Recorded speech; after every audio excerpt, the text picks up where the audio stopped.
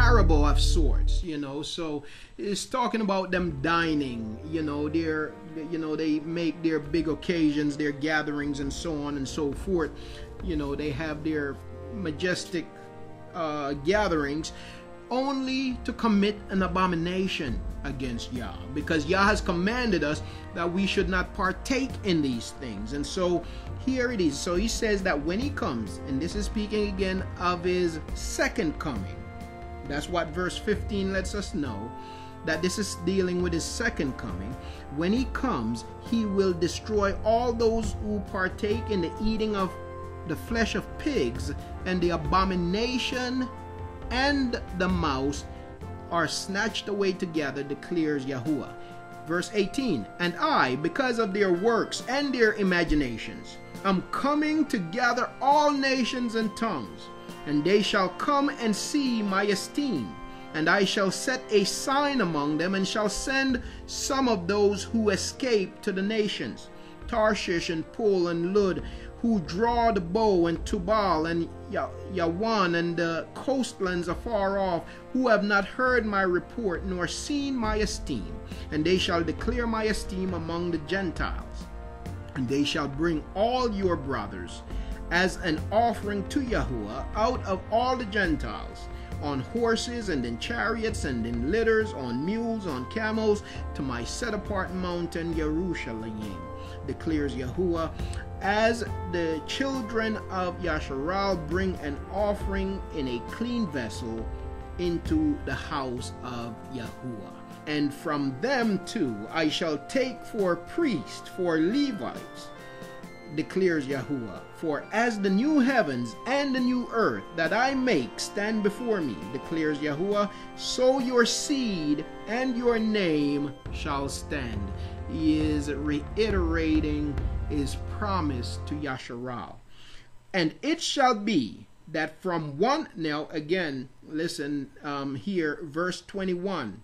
Again, he is making the point. He is giving us the timeline that he speaks of. And so he says in verse 20, in verse 22, he says, for as the new heavens and the new earth that I make stand before me. Okay, so this is letting us know now that all of what he is telling us here has to do with his second coming, when there's a new heaven and a new earth. Okay, and so verse 23, and it shall be that from new moon to new moon, and from Sabbath to Sabbath, all flesh shall come to worship before me, declares Yahuwah. Okay, and so what we see here clearly is that, again, all these things that we do, the fact that we are coming together to praise Yahuwah at the new moon, to esteem him, and to blow the ram's horn over the sacrifice, which is the praise of our lips and our lifestyle. He tells us that even in the new Jerusalem, that we will be doing this from one new moon to another, and from one Sabbath to the other. All flesh shall come and worship before me, declares Yahuwah, and they shall go forth and look upon the corpse of the men who have transgressed against me. For their worm shall not die, and their fire not be quenched, and they shall be repulsive, hallelujah, to all flesh. And so we see that what Yah is showing us here is that these commands that he had given us from the beginning, okay, these commands that he had given us from the beginning, because no new commands has he given except what had been given from the beginning. And we read that even in Ephesians chapter 2, where the lawless likes to quote verses 8 and 9, but never quotes verse 10.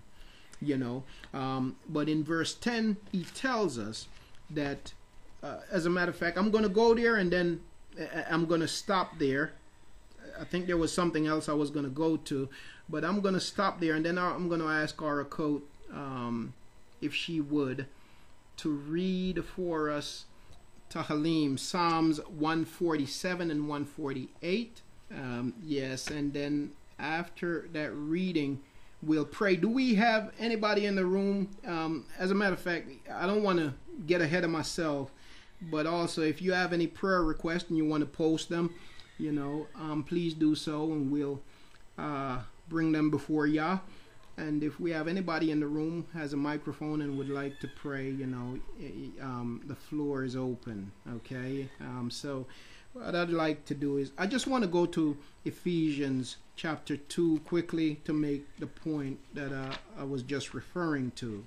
A lot of people say that Shaul is a false prophet, not realizing that Shaul quotes Torah more than anybody else in the scriptures. Of course, and Yahusha.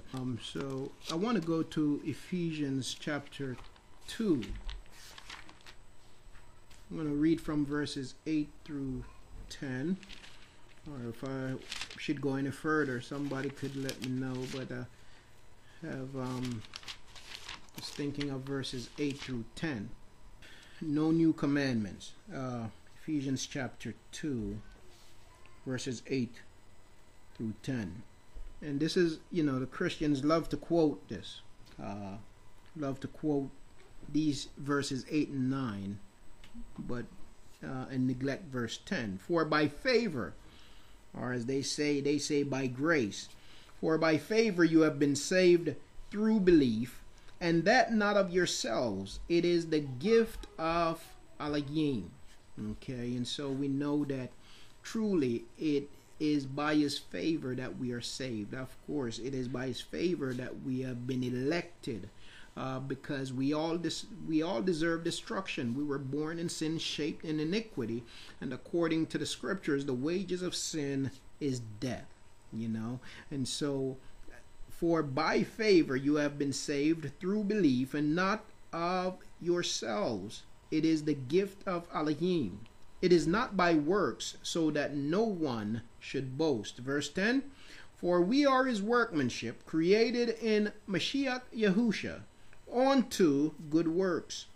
And what are the good works? Which Elohim prepared beforehand, that we should walk in them. And so we see that these works that we are supposed to perform, he's not talking about soup kitchen righteousness. The Christians, they on Sunday morning they go out and they might feed the homeless or give somebody a coat or something like that, and they think that that's as far as the good works goes that Yah expects us to do. No, it goes beyond that. The works that he commands us to do were written from the foundations of the earth.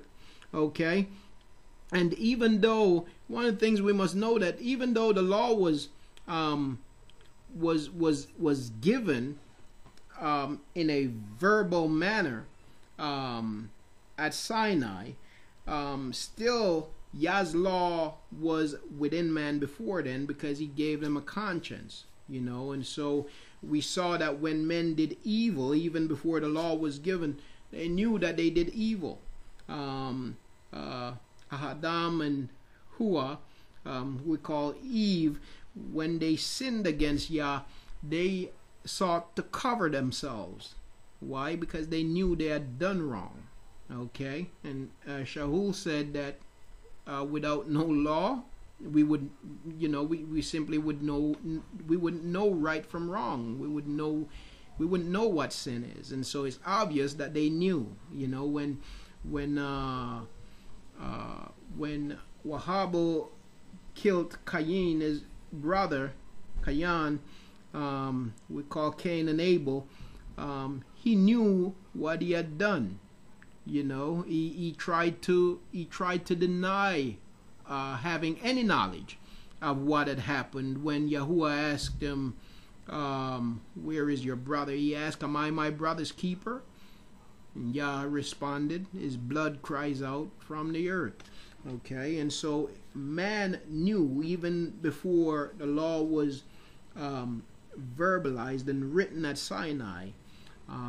Yah has instilled in every one of us a conscience that bears witness of his laws.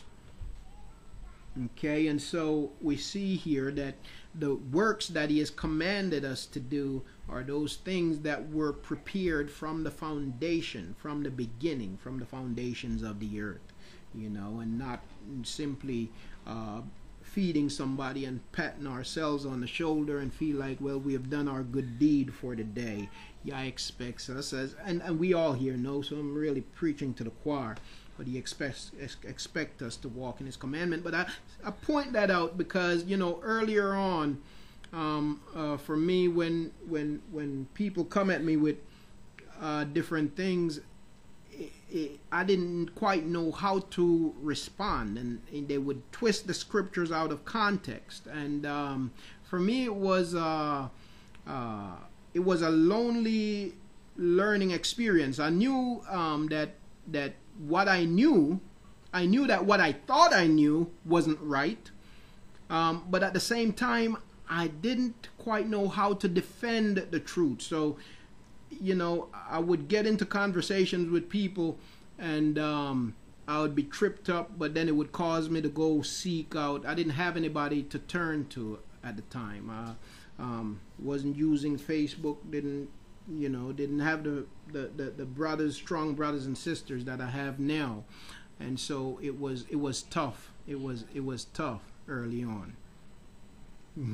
Absolutely. I think perhaps we can probably all share that testimony, right? Because, you know, I know for me, I had Pesach is coming up, and last year and the year before, when we celebrated Pesach, I had